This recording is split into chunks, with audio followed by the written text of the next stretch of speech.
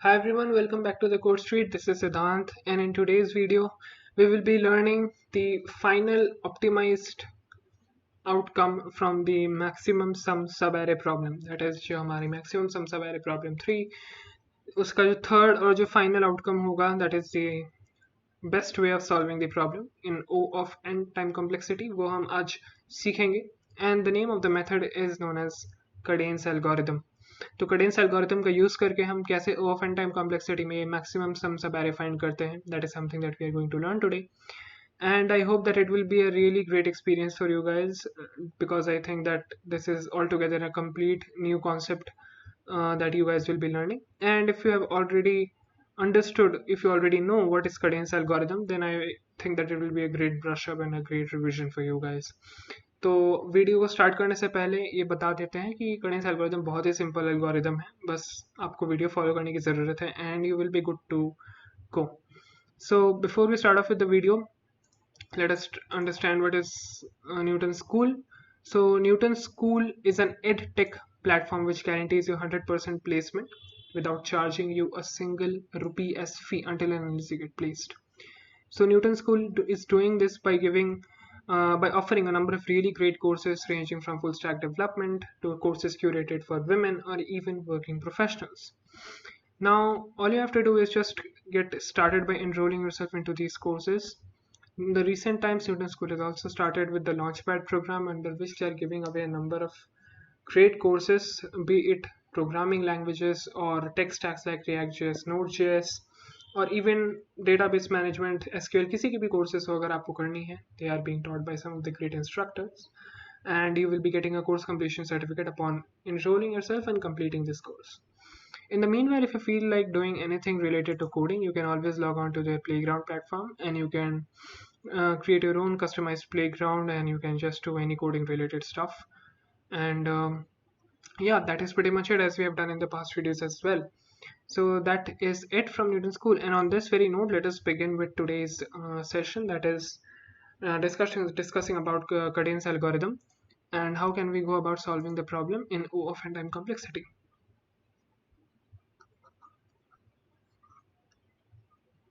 V3.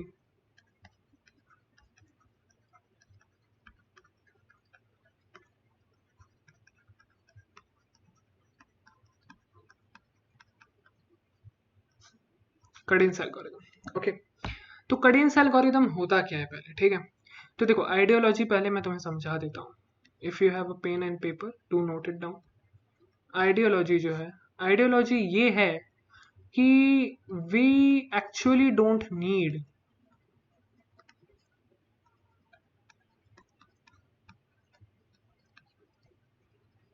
all the sub arrays. सबसे पहली ideology. Next, ignore negative outcomes. Just like you should be in your personal life, you should always ignore the negative outcomes, and we will only be focusing on the positive outcomes. तो ये है जो हम कडेंस algorithm में करेंगे. Now अब तुम बोलोगे कि भैया ये कैसे काम कर रहा है.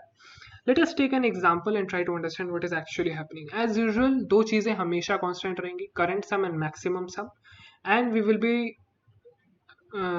learning through the same process, current sum और maximum sum, और जो main array रहेगा उसको use करके ही हम cadence algorithm से पढ़ेंगे. Let us consider the array first.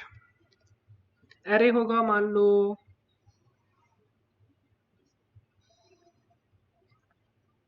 -4, the one I took in the previous video, -4 1 3 -2 6 2 -1 -4 -7. So this is the cadence algorithm. तो cadence algorithm की array जो, this is actually not the cadence algorithm, this is the array for the cadence algorithm जो मैं use कर रहा हूँ, ठीक है. तो ये array है अगर तो, और मैं इसमें अब दो चीजें करंट कंसिडर करता हूँ, करंट सम और ये हो गया मैक्सिमम सम, ठीक है. Now my thing is that negative जब भी आएगा ना, नेगेटिव रिप्लेस्ड बाय 0। समझ में आई बात? तो क्या हो रहा है यहाँ पे, समझ नहीं आया भैया? सुनो, समझ में आओ। सबसे पहले -4 आएगा, ठीक है, लेकिन -4 तो नेगेटिव है, 0, ठीक है। तो मैक्सिमम सम अभी तक कितना हुआ, 0। -4 0 बन गया, 0 + 1 1, मैक्सिमम सम कितना आया, 1। 1 + 3 4, मैक्सिमम सम कितना आया, 4। 4 - 2 2, मैक्सिमम सम कितना आया, 4। 2 + 6 8, मैक्सिमम सम कितना आया, 8। 8 + 2 10, मैक्सिमम सम कितना आया, 10।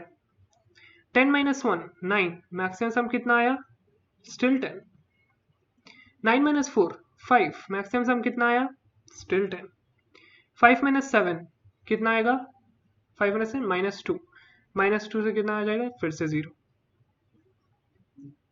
Maximum sum is still 10।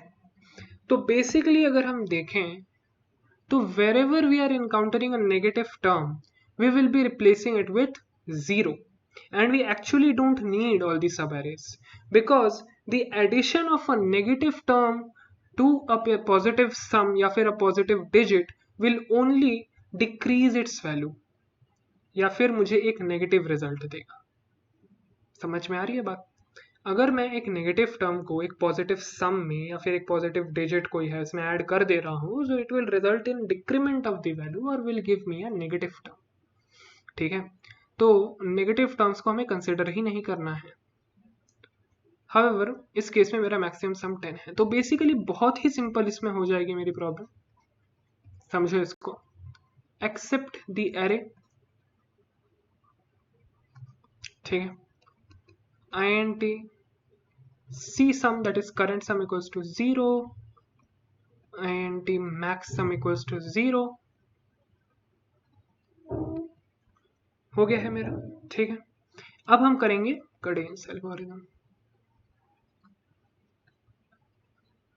तो अब अगर कडेंस एल्गोरिथम में देखें तो what is Kadane's algorithm, very simple, for i equals to 0 i less than n i plus plus, ठीक है। ऑफ कोर्स int i लिख देना यहाँ पे, i equals to 0 i less than n i plus plus, और जो condition अब इसमें होगी वो यही होगी कि if current some is less than 0, अगर मेरे करंट सम में, ये जो ऊपर की करंट सम है ये वाली, कहीं भी वो सम लेस देन 0 आ जाता है, तो मेरा जो एग्जिस्टिंग है current sum CS is equals to 0 बन जाएगा, ठीक है। जैसे -4 था तो -4 की जगह हमने 0 बैठा दिया, राइट। मेरा current existing sum will become 0। Max sum को मैं यहाँ पे 0 या फिर INT min भी बैठा सकते हैं, doesn't matter, doesn't actually really matter. तो मैं तो यहाँ पे INT min ही बैठाऊंगा, बिकॉज वरना क्वालिटी तो वो हो जाएगा, CS इक्वल्स टू 0 हो जाएगा, ठीक है। And then when it comes to max, तो फिर मैक्स में हम क्या करेंगे, just a second,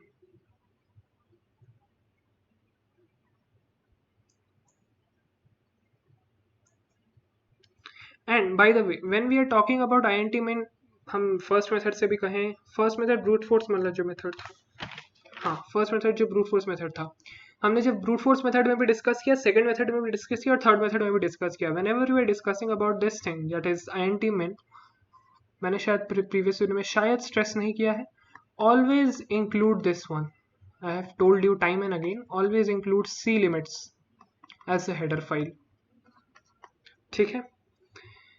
C limits use नहीं करोगे तो INT min का कोई वैल्यू नहीं बनता। By the way coming back to CS equals to 0 मेरा यहाँ पे हो गया, एंड देन मैक्सिमम सम कैसे निकलेगा, maximum sum is equals to max of, तुम्हारा हो जाएगा CS, MS।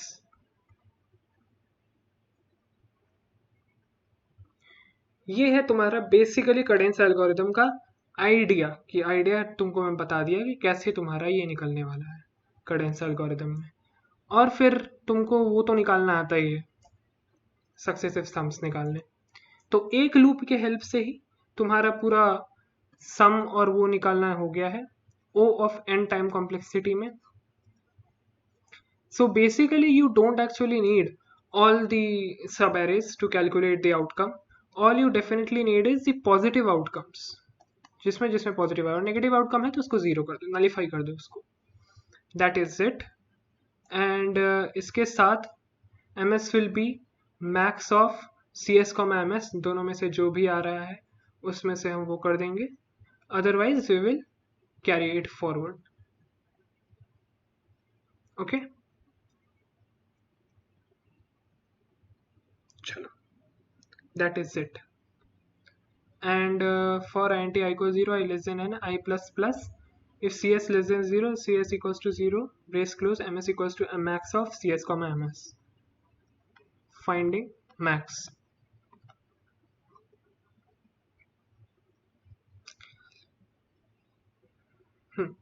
तो बेसिक अच्छा हाँ, एक जगह और हम यहाँ पे जो मिस आउट कर दिए वो ये हो गया कि अगर ये cs लेस देन 0 है, that is if we are getting the negative result, then what we will be doing is we will be nullifying the outcome, that is cs को हम करंट सम को 0 कर देंगे. बट व्हाट इफ अगर वो नहीं हो रहा है, यानी वो 0 से लेस देन नहीं है, तब हम क्या करने वाले हैं? तब हम cs equals to cs plus array of i कर देंगे, which is pretty simple, one line that we had to include. वो कर देंगे, otherwise this case will execute. So that is it. And after that सिर्फ तुम ms print कर दोगे तो you are good to go. Sorry, max sum, C sum, C sum, C some.